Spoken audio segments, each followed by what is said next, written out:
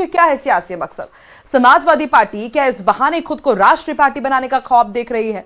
Samajwadi party के सामने आखिर क्या है सियासी विकल्प? इस रिपोर्ट के जरिए समझिए।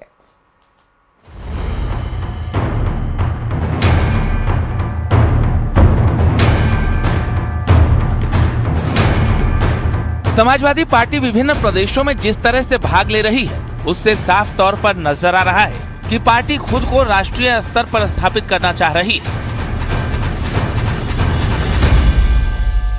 यूपी के बाहर सपा की मौजूदगी सीमित है। पार्टी के भले ही महाराष्ट्र में 2 और गुजरात में 1 विधायक हों, लेकिन ये संख्या राष्ट्रीय पार्टी का दर्जा पाने के लिए पर्याप्त नहीं है। इसी कड़ी में सपा ने असम विधानसभा चुनाव में 5 उम्मीदवार उतारने का फैसला किया है। तमाम जगहों पे, मुंबई तमाम जगहों पे समाजवादी पार्टी के विधायक चुने जाते रहे हैं, लेकिन राष्ट्रीय पार्टी का दर्जा कभी नहीं मिला।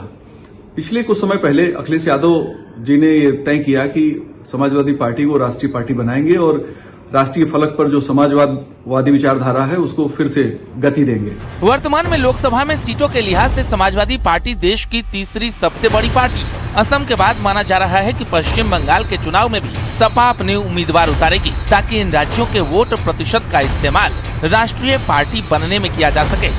आसाम का चुनाव जो साथ है या पहले है, उसमें भारतीय जनता पार्टी की सरकार को हराने के लिए, अपना सहयोग करने के लिए समाजवादी पार्टी आसाम जा रही है और आसाम में सत्ता परिवर्तन होगा। इस बार का विस्तार साफ तौर से दर्शाता है कि समाजवादी पार्टी पूर्वोत्तर राज्यों तक अपनी पहुंच बनाकर खुद को और ज्यादा मजबूत करने की कोशिश कर रही है।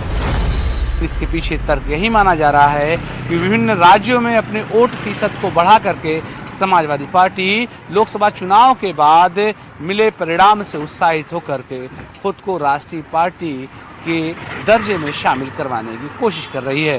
कैमरा पर्सन गोपी गिरी के साथ अलाउद्दीन, न्यूज़ 18 लखनऊ। सीएम योगी की मां पर बिहार के मौलाना